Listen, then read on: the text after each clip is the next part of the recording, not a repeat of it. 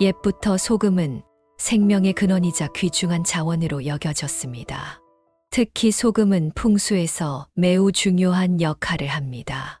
소금은 음기를 정화하고 양기를 불러일으키며 나쁜 기운을 막아주는 격사 효과가 있습니다. 소금은 한자로 염이라고 하며 이는 kil소와 쇠금을 뜻합니다. 이는 소금이 하얀 황금, 즉 백금을 의미한다는 것을 나타냅니다. 고대 로마에서도 태양과 소금보다 더 유용한 것은 이 세상에 없다라고 말했듯이 소금은 생명 유지에 필수적인 요소로 인식되었습니다. 소금은 음양오행에서 중요한 금의 기운을 지닙니다. 금의 기운은 강하고 정화력이 뛰어나며 나쁜 기운을 막아주고 좋은 기운을 불러오는 역할을 합니다. 천일염은 자연의 힘으로 만들어진 소금으로 그 기운이 가장 강하고 순수합니다. 특히 천일염은 음의 기운인 수분만 증발시켜 얻어지는 결정체로 재물과 행운을 불러오는데 효과적입니다. 소금 항아리를 선택할 때는 숨을 쉴 수 있는 도자기, 재질의 항아리가 좋습니다. 플라스틱이나 유리 용기는 기운의 흐름을 방해할 수 있으므로 피하는 것이 좋습니다. 또한 소금을 항아리에 넣을 때는 간수가 잘 빠진 천일염을 사용하는 것이 중요합니다. 항아리는 어른 한 손에 들어올 정도의 크기가 적당하며 관리가 용이하도록 너무 큰 것은 피하는 것이 좋습니다. 소금은 항아리의 90% 정도만 채우고 너무 꽉 채우지 않는 것이 좋습니다. 가정집에서는 소금 항아리를 이 장소에 배치하세요. 첫 번째, 욕실입니다. 물과 습기가 넘치는 욕실은 음기가 가장 강한 곳입니다. 이곳에 천일염을 두면 음기의 해로운 기운을 정화하고 양기를 불러일으켜 균형을 맞출 수 있습니다. 흙으로 빚은 그릇이나 항아리에 천일염을 넣고 입구를 한지로 덮어 어두운 곳에 보관하면 자연의 흙과 한지가 음습한 기운을 흡수하고 정화하는 데 도움을 줍니다.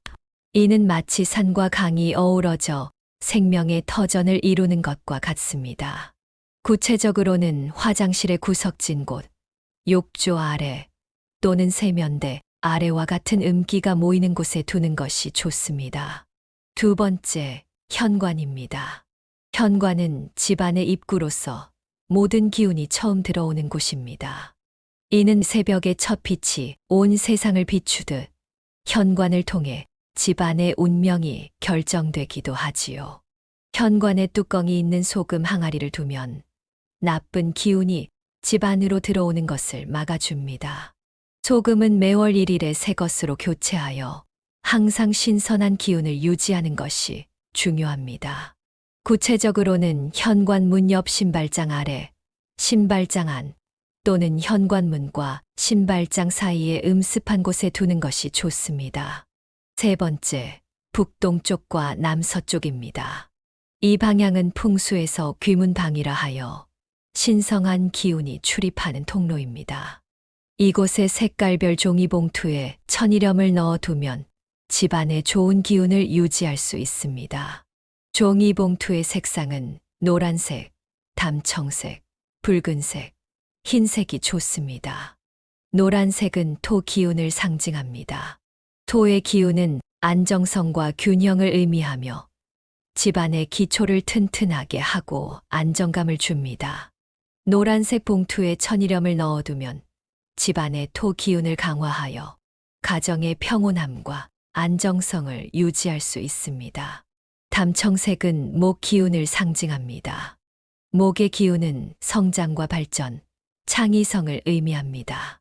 담청색 봉투에 천일염을 넣어두면 집안의 목 기운을 활성화하여 가족 구성원들의 발전과 창의성을 도모할 수 있습니다. 또한 인간관계의 조화를 이루는데 도움을 줍니다. 붉은색은 화 기운을 상징합니다.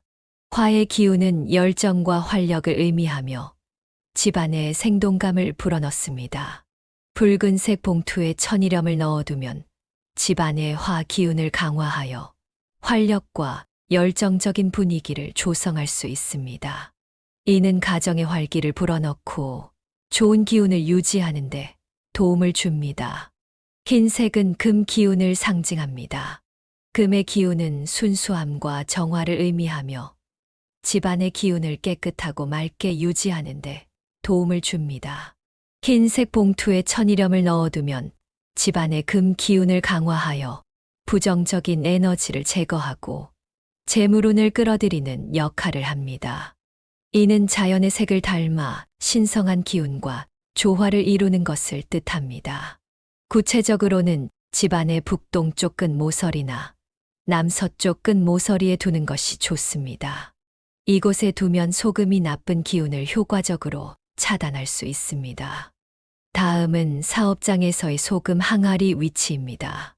먼저 금고 옆에 소금 항아리를 두면 재물운이 상승합니다. 그리고 사업장의 중앙에서 서쪽, 남동쪽, 북동쪽 이 세 방향을 나침반으로 확인하여 해당 방향에 소금 항아리를 배치합니다. 서쪽은 금의 기운을 대표하며 재물과 관련이 깊습니다. 금의 기운을 적절히 다스리면 사업의 재물운이 좋아지고 부의 흐름이 원활해집니다.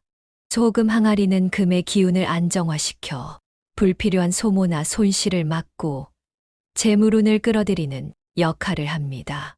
남동쪽은 목의 기운을 대표하며 성장과 발전, 인간관계와 관련이 있습니다.